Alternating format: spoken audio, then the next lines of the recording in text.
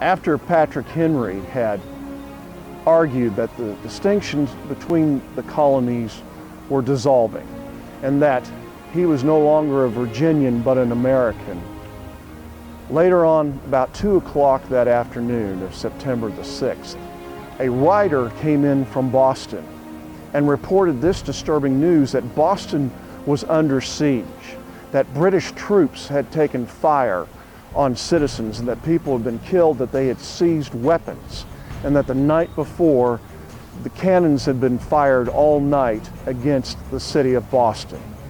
Now this news greatly shook up all of the delegates. They knew that General Gage had already set up a military dictatorship for all practical purposes in the city of Boston, but this was a game changer. Thomas Cushing, a delegate from Massachusetts, stood up and made a motion that tomorrow morning's session should be opened in prayer.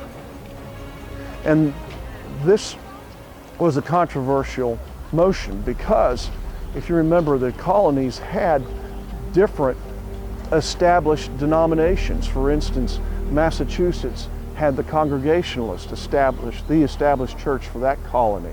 Virginia had the Anglican Church as its established church, whereas the colony of Pennsylvania had no established church.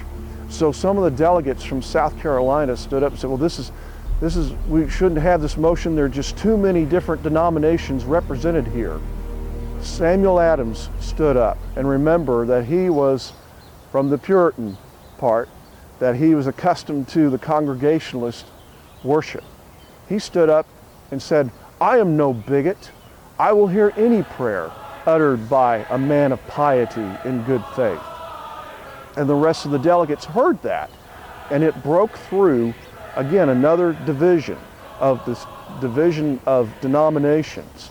And so all the delegates were there, including George Washington, and they agreed that they would open up the next session in morning with prayer.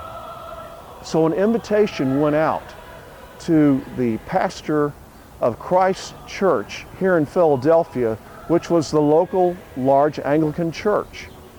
And the pastor there, Jacob Duché, accepted the invitation. And everybody knew that this was a critical time, that they need to be in prayer.